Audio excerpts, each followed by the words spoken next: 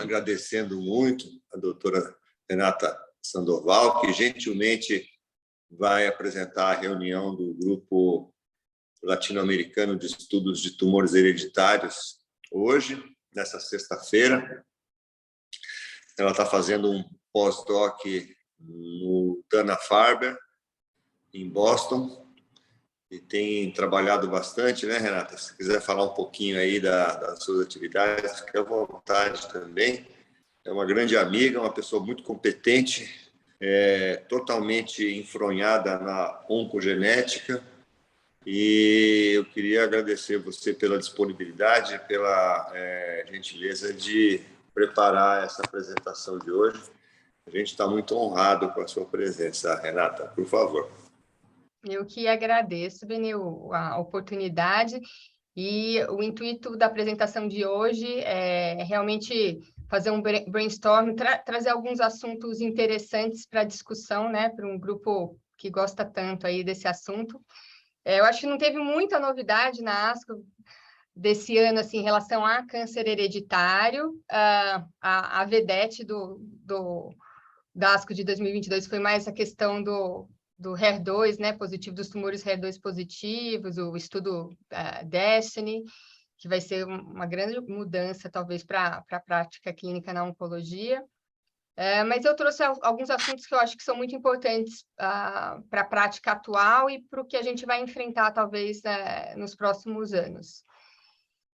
Então, como eu combinei com o Benê, eu acho que vai ser muito interessante se a gente puder ter uma interação. Então, enquanto eu for apresentando, se tiverem questões, vocês quiserem dar opiniões, vão ser muito bem-vindas e só vão enriquecer aí esses próximos minutos que a gente vai estar junto.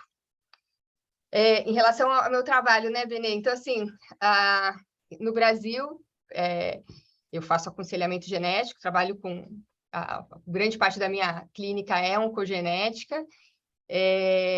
No meu doutorado, eu trabalhei mais com ênfase em Lifraumene, né? Então, a gente fez a coorte no registro lá do Sírio-Libanês. E aqui no Dana, eu também estou conduzindo um trabalho com câncer de mama e Lifraumene, mas vai ser um trabalho multicêntrico, internacional, com bastante desafios. A gente está produzindo um material para Santo Antônio, com um N bem grande, com o pessoal de São Paulo, do Brasil, Dana-Farber e Gustavo Roussy. Então, a gente já vai ter dados preliminares, aí de repente eu até apresento no futuro próximo, Benê. Então, vamos lá, vamos começar. Só um minutinho, pronto. Então, eu defini 4 assuntos e vou apresentar um trabalho ou outro em cada um desses temas para a gente poder discutir, tá? Então, assim, o primeiro tópico, a gente vai falar, então, sobre identificação de portadores. Então, eu achei muito legal, no primeiro dia de congresso, num bloco que eles chamaram de Molecular Testing for Patients with Breast Cancer.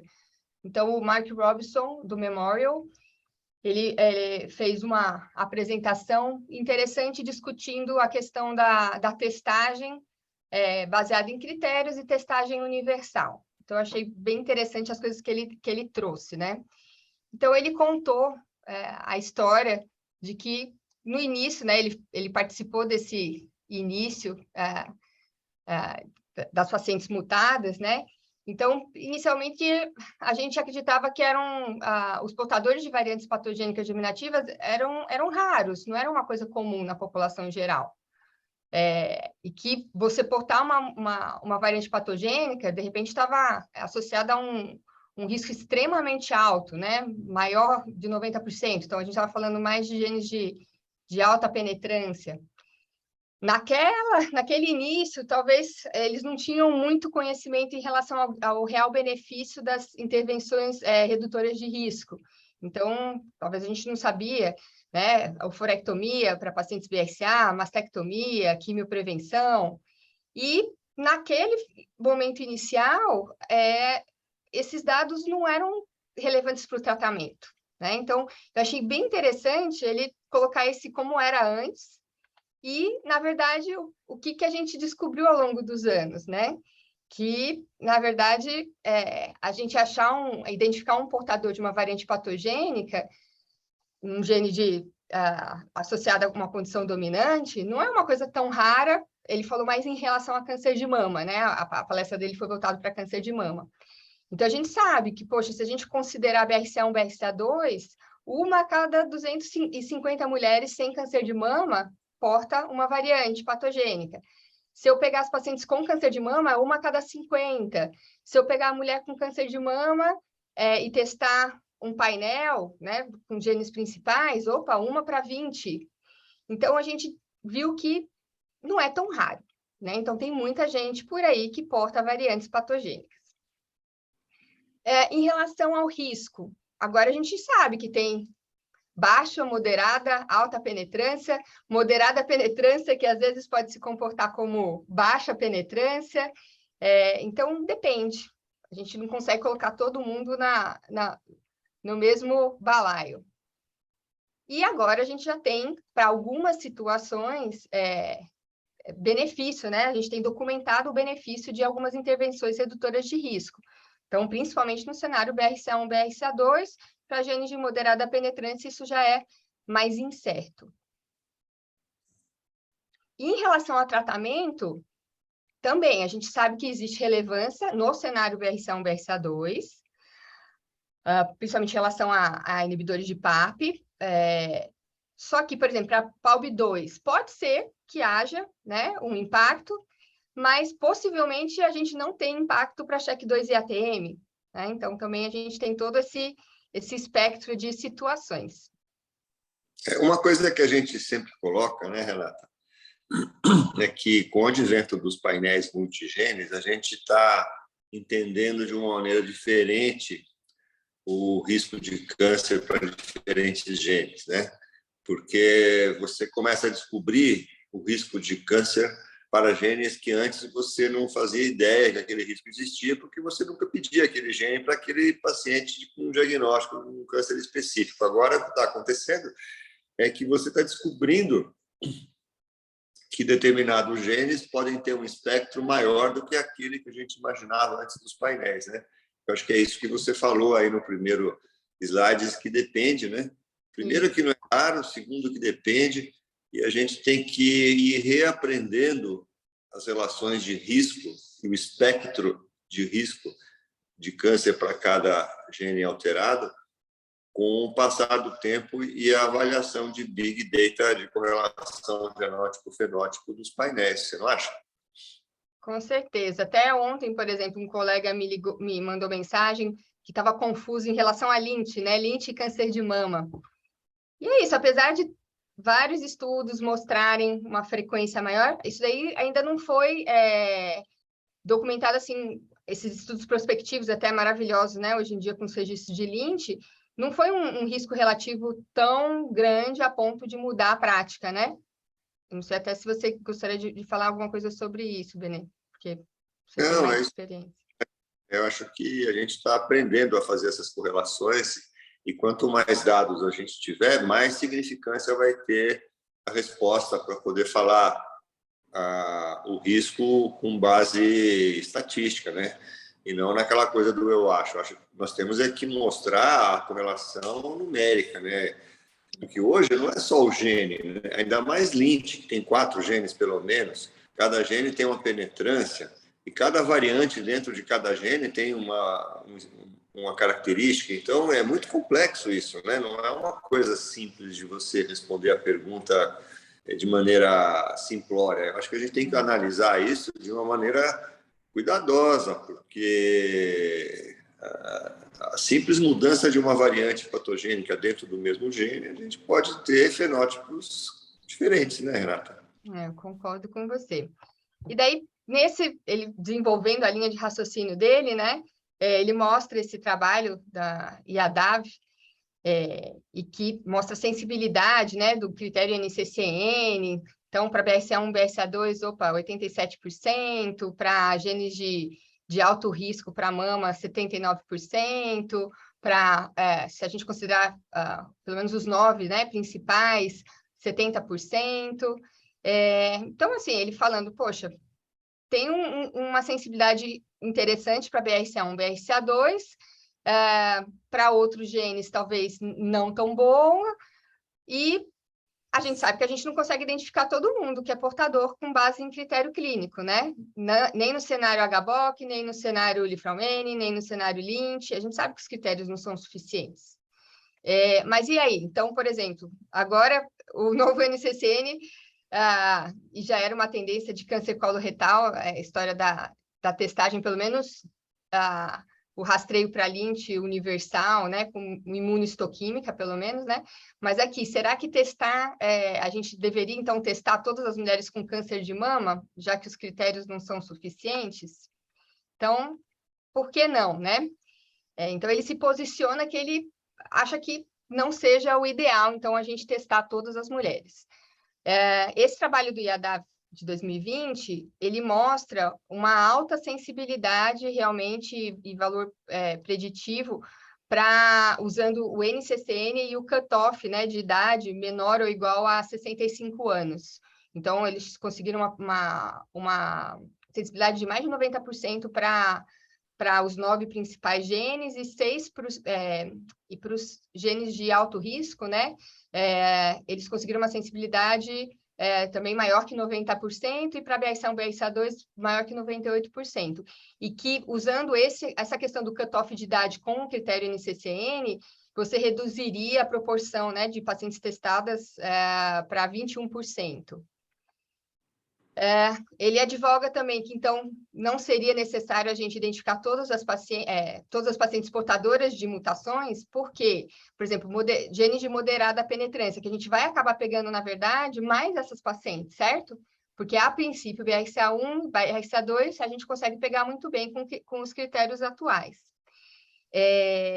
Só que, uma vez que a gente tem o diagnóstico de mulheres com genes de moderado risco, a gente tem essa história do manejo, né, que o NCCN coloca como manejar conforme história clínica, mas a gente tem um manejo incerto em relação a benefício, e a gente sabe já que esses genes de moderada penetrância, eles são altamente modificáveis por Polygenic Risk Score. E que, para a nossa população, é uma coisa que a gente sempre gosta de citar, que vai ser um desafio extra, né? Então, por exemplo, tem SNPs para a população africana, que são protetoras para câncer de mama, e para o caucasiano de aumento de risco. Então, imagina a gente, não dá pra, por exemplo, a gente está num grupo latino-americano conversando, né, sobre câncer hereditário. Se a gente chama todo mundo de latino, é super diferente a base genética, né, do Brasil, e, aliás, das diferentes regiões do Brasil, do México e dos outros países, né, da América Latina. Então, eu tenho até dúvida o quanto rápido ou quando vai acontecer essa história da gente estar muito seguro de estar identificando pacientes de moderado risco e mudando prática clínica com base no Polygenic Risk Score.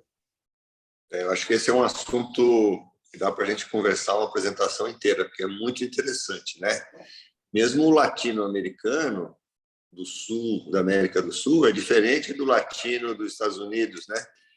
Que é muito mais de origem mexicana, como você falou muito bem. Então, tem que tomar muito cuidado para fazer essas avaliações. Você tem toda a razão, Renata.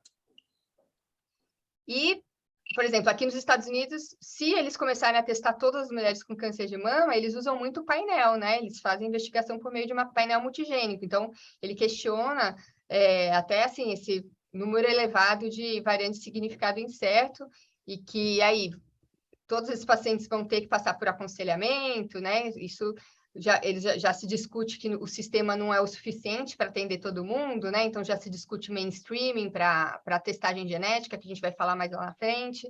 Então, por todos esses motivos, ele acaba se posicionando que ele não estaria ali no grupo que advogaria a favor de testar todas as mulheres com câncer de mama. Foi um talk bem legal, assim, eu achei muito bonitinho o storytelling dele, da apresentação. E ainda tem o custo, né? Que para a gente é uma coisa muito importante, né? Ainda é inacessível em termos populacionais no Brasil testar todo mundo. Eu acho que você tem que testar dirigido também na nossa realidade aqui. Talvez alguns critérios que são muito restritos tornaram um pouquinho mais flexíveis, mas eu acho que tem que selecionar mesmo, Renata. Eu acho que ainda é inviável, né, pelo custo, porque no futuro, às vezes, isso se torne um valor agregado tão grande que eu ainda tenho a minha opinião que no futuro os testes genéticos vão ser gratuitos, porque vai embutir tanto valor agregado com droga, com planejamento, com prevenção, com um monte de coisas, que o valor do teste não vai ser significativo no contexto de tudo que ele vai trazer com o resultado, sabe, Renata? Os estudos do Reino Unido, né, da Inglaterra, é isso, eles já, por exemplo, eles apresentaram na ASCO Whole Genome Sequencing para Primary Care, então, não só para câncer hereditário, mas outras condições de saúde, mas eles já estão há alguns anos falando disso, sabe? O que eu me preocupo no Brasil, por exemplo, então tem muito trabalho saindo, advogando testagem, enfim, universal ou não, mas o que eu me preocupo é a questão de você identificar o portador, e o custo-benefício, ele depende não só daquele portador, mas sim da testagem em cascata, né? E, por exemplo, ontem mesmo, a Carol me ligou, a gente está ajudando a Tatiana Strava no trabalho dela com o Lifraumene, na rede pública lá do DF, e é isso, uma família, a gente testou a R337, uma família com um probando, um caso index, a gente testou os familiares, 12 positivos, de 17 testados, 12 positivos. E daí ela estava desesperada ontem, como que ia fazer o pedido de todo mundo, como que ela ia ter que abrir um ambulatório só para atender essa família, entendeu? Então, assim, o problema é você ter ambulatórios de alto risco e ainda ter os exames, né? Os resultados em cascata, como você falou, embutem outras responsabilidades, não é apenas saber o resultado. Não adianta nada você ter o resultado e o paciente não ter acesso para fazer o rastreamento. Então, eu acho que isso envolve uma ação mais ampla do que simplesmente fazer uma busca de uma variante familiar, né, Renata? Porque, assim, eu achei isso importante, Vânia, porque se fala muito, então tem muita publicação advogando, pelo menos, testagem universal de BRCA1, BRCA2, né, estudos de custo-efetividade. Só que, assim, às vezes a gente esquece a estrutura toda que tem que estar por trás, não é só identificar, porque senão, às vezes, é um desserviço, né? Você identificar uma paciente, por exemplo, BRCA mutada, e não ter uma cirurgia redutora ou uma ressonância para oferecer, não conseguir, já que você está testando guideline-based, né? Assim, mas você não tem as condutas do guideline para oferecer, então, assim, isso tudo me faz questionar, assim, ou pelo menos tentar que a gente se organize para que essas coisas melhorem, né? Junto. Enfim. Perfeito. E daí, falando sobre isso, então, ainda nessa questão de identificar, aqui nos Estados Unidos, eles falam muito, então, da necessidade hoje em dia de quanta gente tem que ser testada e que não tem aconselhador genético suficiente, não tem geneticista suficiente, não tem uma rede suficiente e que acabam que os pacientes que têm que ser testados não são testados, né? Então, tem esse mainstreaming, que seriam, então, fluxogramas, não usando os métodos convencionais, né, de aconselhamento e de o jeito que as coisas são referenciadas. Então, esse foi um bloco de câncer de ovário, de testagem em câncer de ovário, né? Hoje a gente tem para câncer de ovário epitelial, então, a recomendação de testar todo mundo, e ela mostra dados, até você vê que já usando a questão da disparidade, inequidade de acesso, a falta de acesso, né, entre brancos, negros. Então, eles advogam que, de repente, esse estilo mainstreaming pode aumentar, então, o acesso à testagem até de minorias e para aqueles pacientes que realmente precisam. Então, aqui, ó, um uptake baixo, né, de pacientes que... Deixa eu pegar o meu pointer. Um uptake baixo de pacientes que, de repente, teriam... vários estudos mostram isso, né, ao longo dos últimos anos. A gente não consegue ainda atingir o número necessário de pacientes elegíveis que eles realmente tenham acesso à testagem. E daí ela comenta de várias estratégias, então, para chegar num teste genético, isso seria o endpoint, e falando de dados, né, que 99% então, dos pacientes que é usada essa estratégia de mainstreaming, eles conseguem, então, fazer o teste genético. Mas, vamos ver, isso basta, né? Porque, olha só, então seriam não especialistas fazendo aconselhamento, às vezes por meio de vídeos, né? Várias formas. E o referenciamento para o especialista só nos casos positivos. Essa taxa de sucesso que ela diz aqui é do paciente testar. Então, muitos trabalhos hoje em dia falam endpoint de testagem, mas esquecem de, às vezes, apresentar o endpoint do que aconteceu depois daquela testagem, né? Então, quem ficou na vigilância, como foi a aderência, como foi a testagem em cascata, o que mudou no tratamento, né? Você sabe que isso tem acontecido na prática nos centros oncológicos no Brasil já, né? Os oncologistas todos têm pedido os painéis e encaminhado para os serviços especializados apenas os positivos ou os duvidosos que eles não têm condição de avaliar o risco. Então, isso tem 2 pontos. Primeiro, que você testa mais gente, que é um ponto positivo, e, no meu ponto de vista, tem um lado que se torna, não vou dizer perigoso, que é uma palavra muito forte, mas o oncologista ele não constrói o heredograma, né? Ele não olha a família 3 gerações, porque ele está tratando aquele paciente especificamente para escolher a droga melhor, etc.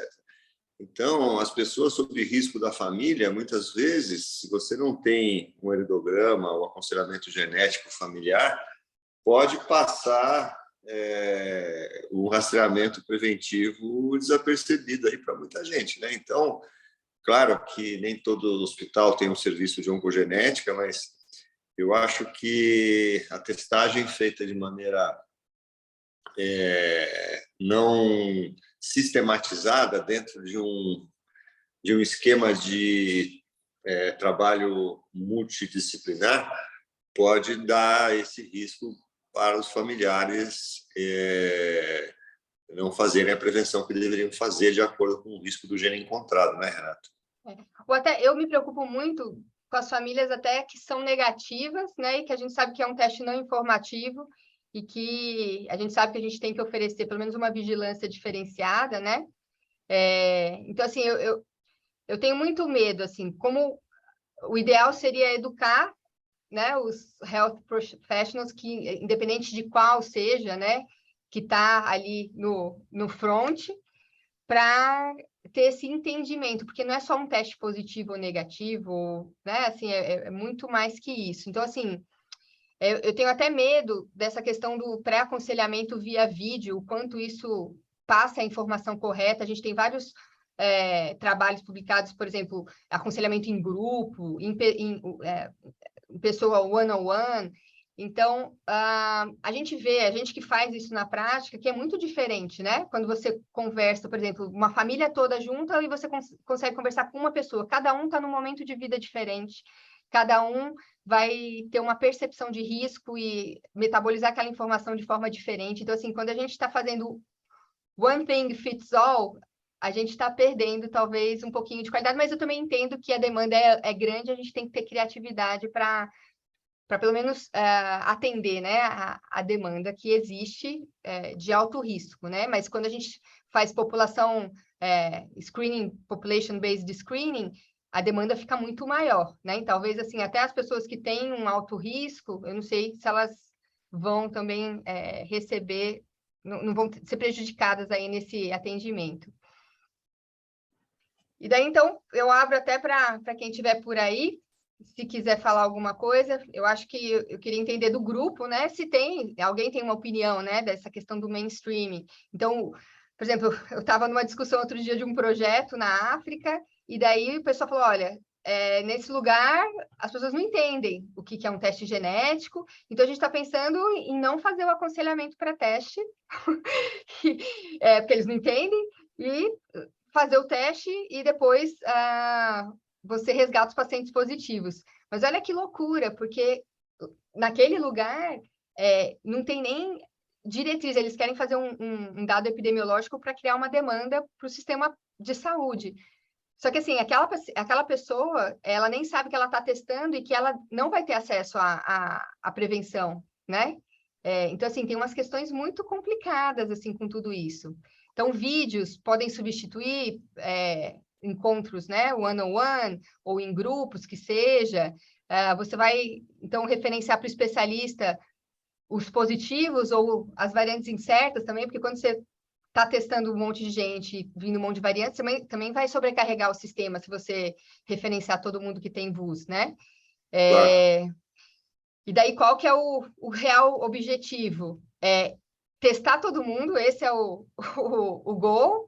O objetivo é identificar portadores assintomáticos, mas numa família, às vezes, altamente penetrante, né? Com uma história importante, ou realmente entregar o que essas pessoas que vêm com teste positivo precisam. Então, acho que tudo isso tem que estar interligado quando a gente está planejando essas estratégias. O Vitor, a Emília, o Pablo estão aí com o Vocês microfone. estão ouvindo, Renato? Parabéns. Viu? Eu acho que você acabou falando o que eu ia dizer. Assim, os sistemas são muito diferentes, né? E assim, às vezes a gente tá. Eu não consigo ver isso no Brasil sem falar do SUS, sem falar sobre o estabelecimento de uma linha de cuidado, né? Que aí a genética é só um pedaço do problema. De repente, a gente está propondo fazer uma estratégia de identificação de pacientes de amplo espectro e não tem nada do sistema pactuado, entendeu? Inclusive essa história, né, de que eventualmente também está sensibilizando horrores pegar VUS e que no 1 a 1 a gente tem toda uma preocupação de dar conta no consultório, mas talvez a gente não dê conta do ponto de vista populacional. E aí tem que fazer um pacto do que é que a gente consegue fazer triando populacionalmente. Quer dizer, eu acho que vai muito dentro da lógica da triagem neonatal também. Então é interessante, assim, eu não sei como é que você vê esse, assim, olhar para o que você viu na ASCO e olhar para o que você tem no Brasil, porque é diferente como se estrutura, né? Então eu sempre fico um pouco preocupado com isso em função dessa história, porque mal a gente consegue, dentro de um hospital que a gente tem quase todos os recursos, tá certo? O exame talvez seja o mais complicado, mas a gente tem ressonância de corpo inteiro, tem mastro, pode fazer cirurgia e não consegue, entendeu?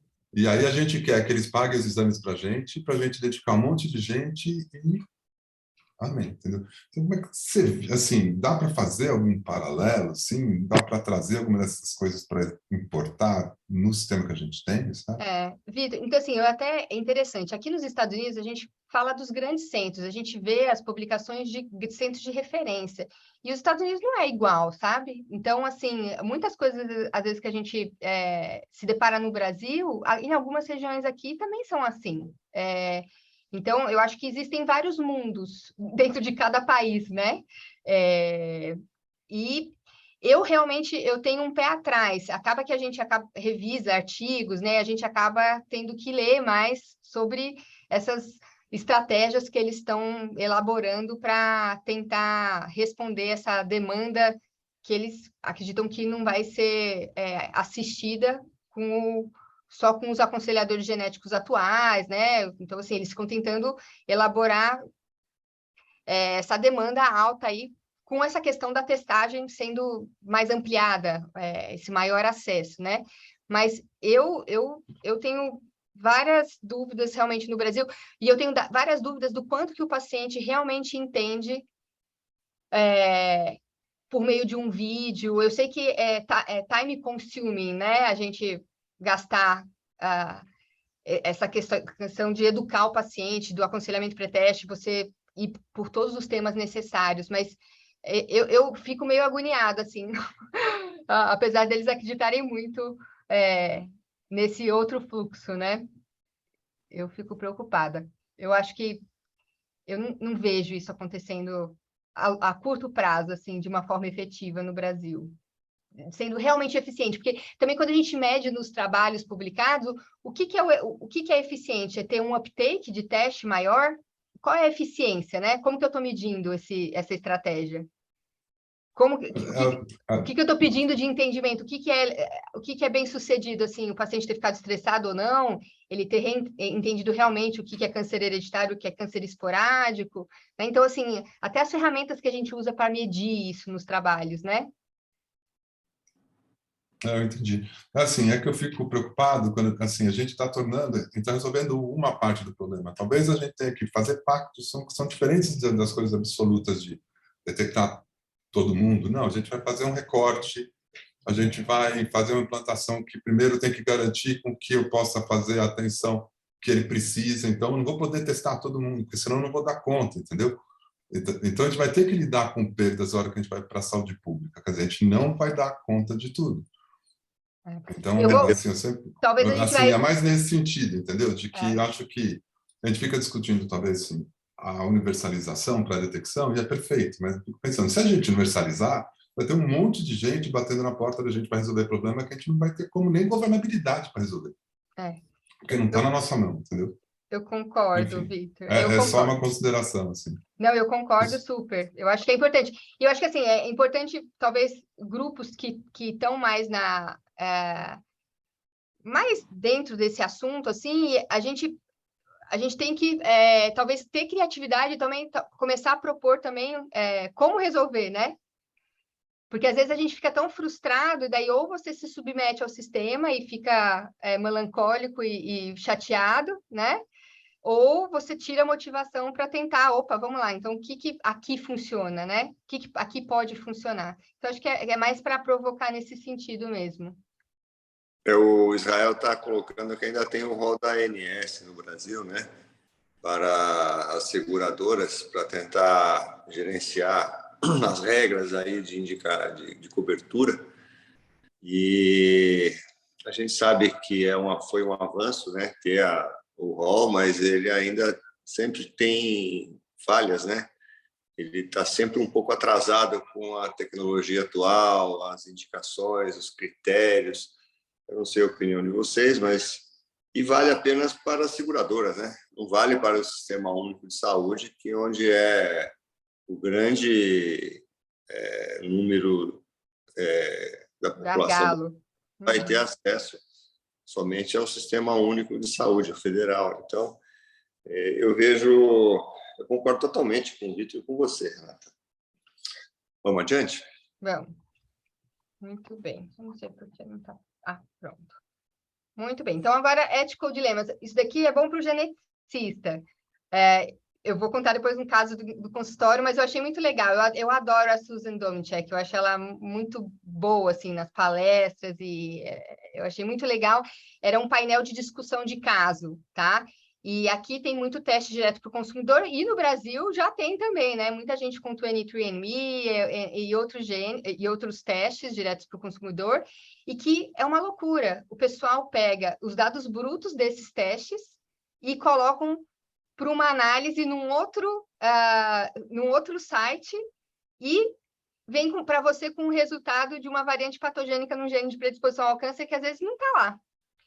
Então, ela apresentou, deixa eu ver, pronto, apresentou um caso de BRCA. Então, era um paciente que tinha feito um 23andMe e depois, não sei se vocês já tiveram a oportunidade de ver isso, e daí você pode pegar esse dado bruto e depositar num outro site, e que você faz esse upload e ele te dá um report de variantes patogênicas, só que é SNP, né? E, às vezes, isso daqui nem foi feito para isso. Então, existem achados que não estão lá. Então, ela apresenta... É uma família que tinha uma variação em BRCA2. Eu acho que no início a aconselhadora não tinha esse acesso de qual era a mutação da família, tá? A probanda está aqui, e ela fez um 23andMe e veio uma variante patogênica em BRCA2. Então, de acordo com... Ela colocou nesse Prometheus e veio lá, e daí, de acordo com essa posição genômica, se você coloca no ClinVar ou no BRCA Exchange, você vê que é uma variante patogênica. Só que, enfim, imagina se a aconselhadora não soubesse, né, que essa forma de testagem não era adequada e ela acabou indo atrás da mutação da família, não era essa mutação, e ela resolveu pedir o teste germinativo, então, da paciente de forma correta, né? E a paciente não era mutada, ela não tinha mutação no BRCA2. Então, assim, isso é coisa da prática, tá? E que talvez essas coisas vão chegar no consultório. Então, tomem muito cuidado, pacientes que fizeram esses exames diretos para o consumidor, tipo 23andMe, e que, de repente, pegaram aqueles dados brutos e levaram para outra plataforma e chegaram com resultado positivo, tá? Eu tive um caso no meu consultório, não de câncer hereditário, mas de um paciente que ele achava que ele era portador de adrenoleucodistrofia, ligada ao X, e pior, a neurologista já tinha falado que realmente ele tinha, porque tinha vindo a mutação desse jeito que ele fez, né? Tinha feito 23andMe e depositou num outro site, e já tinha encaminhado ele para um transplante de medula para um hematologista. E daí, nesse momento, ele chega para mim, depois de meses de agonia, para eu falar que, calma, provavelmente ele não tinha isso, ele não tinha aquela mutação, né? Imagina, isso acho que vai acontecer com mais frequência no consultório. Então, eu achei uma coisa interessante, porque eu já tinha vivido isso no meu consultório e eu achei interessante eles trazerem isso na discussão de casos. Em relação à testagem genética e impacto em tratamento, eu acabei escolhendo... Posso fazer só um comentário? Super, Pablo, que bom. Bom, isso não é um dilema ético, né, Renata? Isso é um caso de polícia, né? A verdade é essa, né? Isso, além de ser antiético total, isso é caso de polícia, né? Isso é um crime, né? Então, a gente tem que tomar bastante cuidado, como você falou, com isso, porque isso não é ético, isso aí é caso policial. E você vê que, assim, é uma coisa que vai acontecer, Pablo. E imagina quando cai na mão de profissionais que não têm esse conhecimento, né? Então, assim, isso vai ser uma coisa que vai acontecer. O pessoal tem feito isso muito, né? Então, eu tive esse caso de adrenoleuco e ela expôs esse caso de BRCA. E você vê, era uma família que tinha uma história de câncer e que tinha uma história de BRCA2 positivo. Então, imagina, né? Muito bem, obrigada pelo comentário. Oi, Neto, posso só fazer um comentário também rapidinho, que eu acho legal? Claro. Tem um artigo bem legal, assim, que acho que a própria Ambry Genetics fez, que ela oferece os dois exames, né? Um mais recreacional, vamos dizer assim, e eles detectaram 40% de falso positivo, né? Quer dizer, assim, a própria indústria, quer dizer, os próprios laboratórios estão falando, cuidado com isso, assim. Mas você tem que refletir, né? Porque pesa muito pouco o que a gente acha ou deixa de achar, Pablo. Eles fazem muito exame. Se a gente não encarar por que eles fazem, a gente vai estar enxugando gelo o tempo todo, entendeu? Porque eles se mobilizam de alguma forma para atenção à saúde de câncer por causa desses negócios, entendeu? Então, só precisa saber como pescar essas pessoas para levar para o lado da força, em vez, né? Vamos dizer assim, em vez das trevas. Só para um comentário. Acho que é isso. A gente tem que se preparar para isso daí, esse cenário. E pior que, assim, a pessoa às vezes fica tão envergonhada, porque, assim, está escrito, aquilo lá não é um exame, não é eles se respaldam que lá está escrito que não é um teste diagnóstico, né? Então, às vezes a pessoa até fica com vergonha e depois nem vai atrás, porque ela assinou, às vezes, um consentimento que ela nem sabia, tendo certeza que aquilo lá não era um teste diagnóstico, e ela esqueceu disso ao longo aí desse percurso. Nem precisa ir muito longe, você está falando de lá, mas a Genera patrocina podcast de nerd aqui no Brasil, entendeu? E tá nas letrinhas, vai estar escrito isso, mas no podcast ninguém fala isso, entendeu? Não é lá para resolver o problema, para proteger o câncer, para ver se a cera do ouvido é mole ou não. Mas é isso, em vez a gente tem que saber que isso vai acontecer cada vez mais, e isso vai sobrecarregar também os geneticistas, porque vão chegar pessoas desesperadas com achados que provavelmente não são reais. Então, um tópico também que eu acho que é sempre interessante, como que, às vezes, um teste genético impacta em tratamento, já se fala muito em BRCA1, BRCA2, eu achei interessante esse toque do Eric, do MD Anderson, contando a história, né, do von Hippel-Lindau e essa nova medicação, o belzutifan, para o tratamento aí principalmente eles desenharam um estudo para câncer renal, mas como esses pacientes tinham outros tumores associados à síndrome, eles também acabaram checando como é que foi a estabilidade desses tumores, né, ou progressão. Então, é uma droga que foi aprovada pela FDA o ano passado, em 2021. Então, não só para carcinoma renal, como para outros tumores que não requerem uma cirurgia imediata. Eu acho que, assim, por exemplo, ainda mais, por exemplo, a Emília está aqui com a gente assistindo, né? Eu acho muito bonito quando eu vejo essas timelines, porque você vê o quanto que houve de esforço para aquela questão sair, né? Então, quantas pessoas envolvidas, desde o laboratório básico até pesquisadores especialistas naquele assunto. E aqui é uma colaboração, né, gente? A gente pode discutir também essas colaborações, né, de indústria com comunidade de pacientes, com pesquisadores especialistas, mas assim que às vezes a gente consegue desenvolver coisas na genética que até pouco tempo atrás eram doenças órfãs, né? Ninguém estaria de olho. Hoje a gente sabe que a roda do mundo é a roda do dinheiro, né? Também. Então também é um filão importante que talvez movimenta a indústria, né? Então não é todo mundo tão bonzinho, mas eu acho que é bonito, é legal você... Von Hippel-Lindau é uma doença devastadora, né? Assim, quem acompanha paciente com von Hippel-Lindau realmente é desesperador, assim, né? Os tumores renais pipocando, o tanto de intervenções que eles precisam. Esse trabalho, que foi publicado no New England, então é uma amostra de 61 pacientes, né?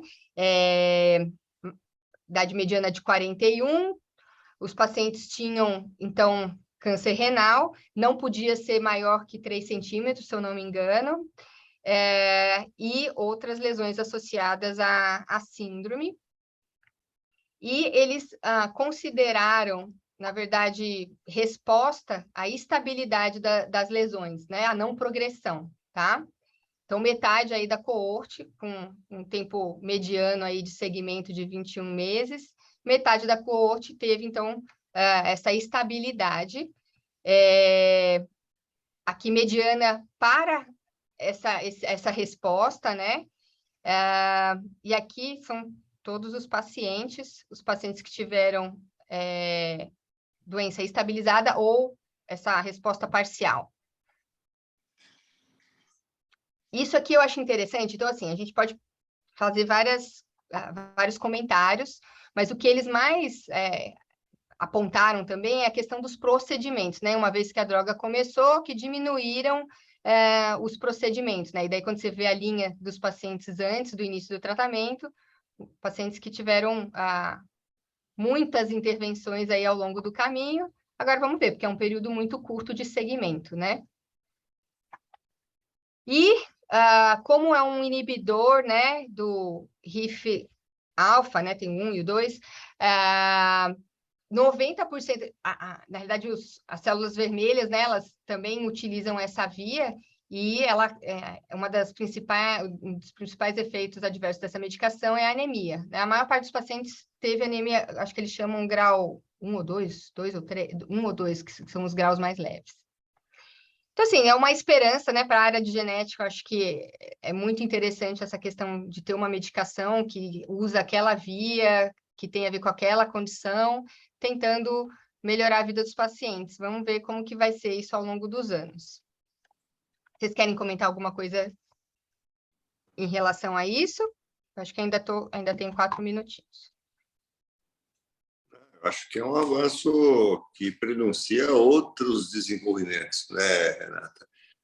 Eu tenho a impressão que nos próximos anos nós vamos ver cada vez mais esse tipo de tratamento dirigido para determinadas alterações germinativas, né?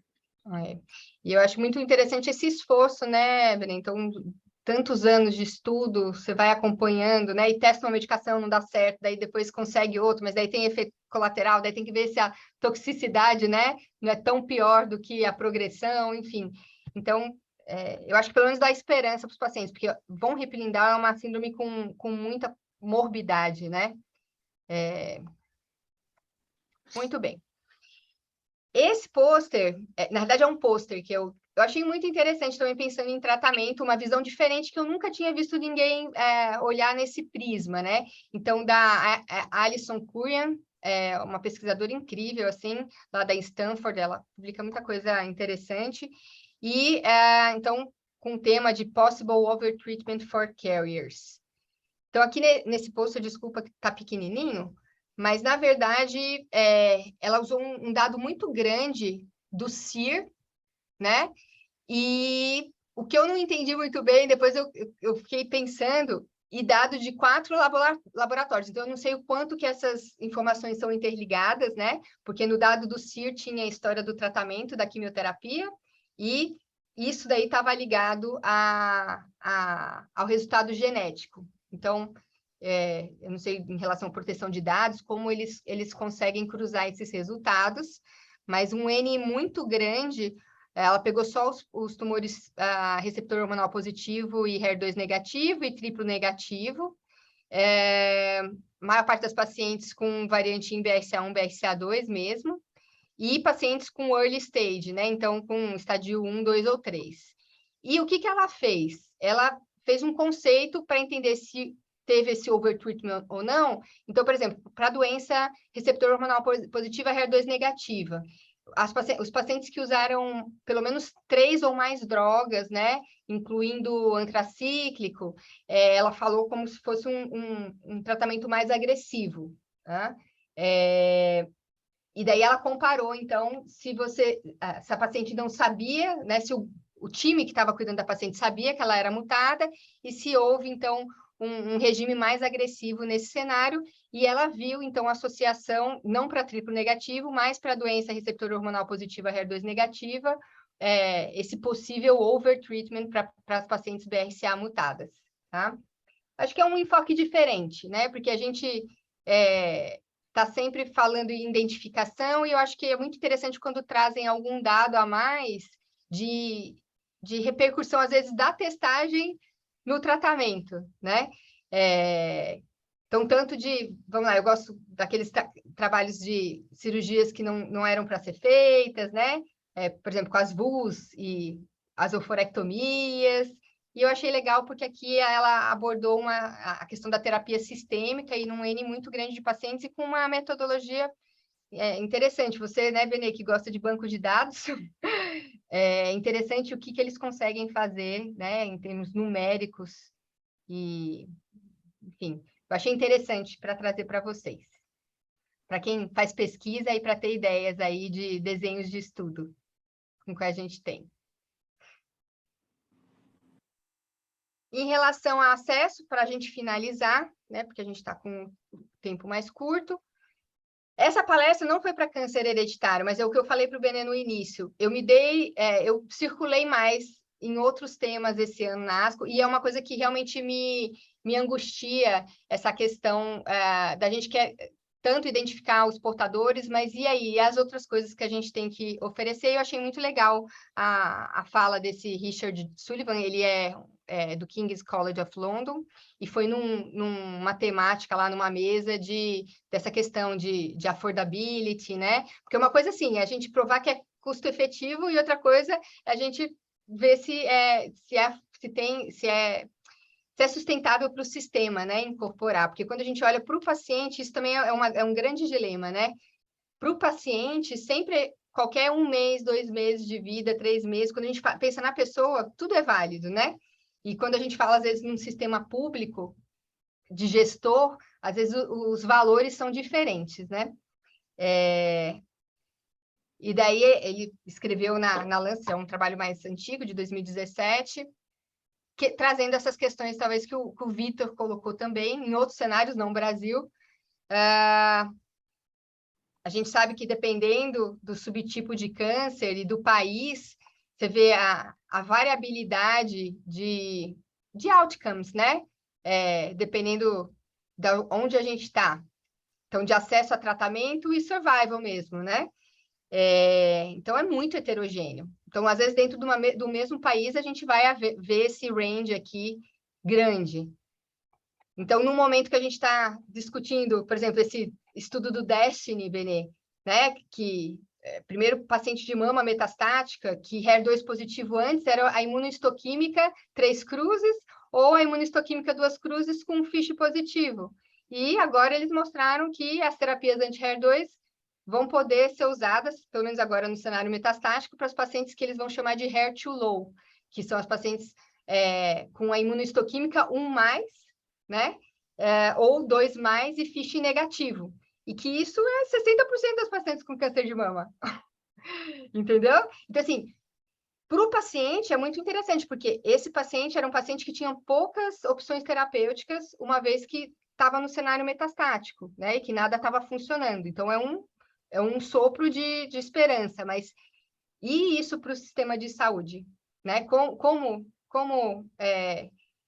Vamos ver, por exemplo, o Olaparib, eles descobriram primeiro no cenário metastático que era eficiente, e depois saiu aquele trabalho nas pacientes que tinham early stage disease, mas que eram high risk de recorrência, né? Usando o Olaparib. Então, assim, você vê, a gente vai usando até essas drogas, a gente vai começando em outro cenário, então a gente vai aumentando a demanda. Então, como falar de tudo isso num cenário assim, né? Que a gente sabe que talvez você garantir uma cirurgia no tempo adequado, uma terapia adjuvante normal, sem essas terapias novas, né? Isso já impacta em melhora em redução de mortalidade. Então, que são coisas que a gente vivencia no Brasil, né? Tem esse trabalho também publicado em 2020, que eu achei legal o jeito que ele expôs o dado. Então, aqui é a sobrevida, isso daqui para câncer de mama, se eu não me engano, de 3 anos, e o que às vezes, uma melhora de acesso a tratamento, né? Questão social, de repente, um acesso à vigilância, que você pode proporcionar um estadiamento mais inicial ao diagnóstico, como que ele pode, então, atuar nesse incremento de sobrevida, né? Então, para a gente finalizar, que eu acho que o nosso tempo está bem em cima, eu fico com essas 3 perguntas para vocês, que a gente discutiu ao longo da palestra.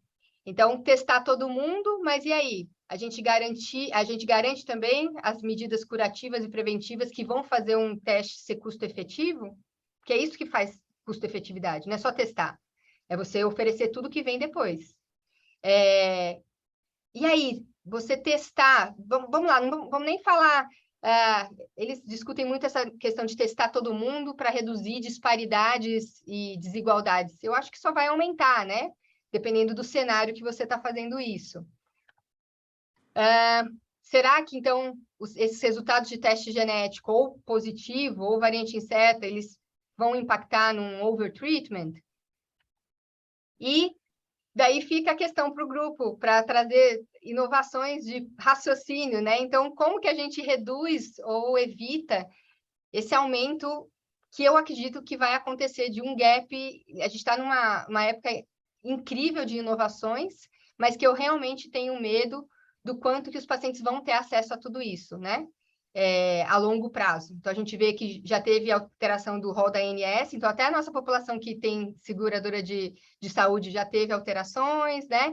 Então, muita medicação com uso compassionado, e aí, até quando vai ser assim? Então, eu deixo essas perguntas, Benê, e obrigada para vocês. Não quero ficar igual esses cachorrinhos só olhando, né, o franguinho lá da padaria. Renata, muito obrigado, viu? Eu acho que o sistema inglês de saúde, o NHS, ele é muito racional no sentido de proporcionar uma democratização do tratamento sem tirar ninguém da linha de possibilidades de acesso, mas, ao mesmo tempo, oferecer tecnologias e também novas drogas, mas também sem overtreatment, sem exageros no sentido de benefícios pontuais ainda não comprovados, como a gente vê sempre por aí, né? Então, eu sou muito a favor da medicina custo-efetiva, baseada em evidências, né? Visando o sistema que atinja o maior número de pessoas possível numa realidade tão díspare que nem no Brasil e na América Latina toda. Eu acho que os temas que você colocou foram muito interessantes e muito importantes para a nossa realidade, como o Vitor colocou muito bem, o Pablo também. Eu acho que nós temos que, como formadores de opinião, equilibrar essas duas pontas do processo, né? Fazer com que aconteça dentro da melhor prática possível, mas com acesso a todos, né? Porque a gente tem que lembrar que não só o Brasil, mas a maioria dos países da América Latina vivem com disparidades sociais absurdas, né? Muito grandes. E não precisa ir na África, né, para a gente entender esse dilema de fazer um aconselhamento genético para pessoas humildes, né, para pessoas sem acesso ao conhecimento, sem acesso à educação. Então, Renata, acho que são temas, essas perguntas que você colocou aí, a gente não tem resposta, né? A gente tem que trabalhar muito ainda para tentar encaminhar para as futuras gerações aí algo que seja melhor do que a gente tem hoje, né? É um processo que o Vitor falou muito bem, é um processo de construção, né? E uma construção conjunta, né? Não só dos especialistas, mas das políticas de saúde, das políticas sociais, porque não tem como você planejar algo, como você colocou muito bem, sem ter uma integração, né, de todas esses poderes públicos e investimentos e assim por diante. Mas muito obrigado, viu, Renata, pela sua gentileza, muito obrigado pela sua didática e pela sua disponibilidade de nos proporcionar hoje essa apresentação. Eu sei que o seu tempo aí é curto e agradeço também a todos que estão nos assistindo. Tivemos o tempo todo mais de 30 pessoas assistindo a gente, viu, Rê? Eu acho que é um número muito bom, todos especialistas, né? Todos trabalhando aí na área de oncogenética, da América Latina todinha, tinha várias pessoas de vários países da América Latina.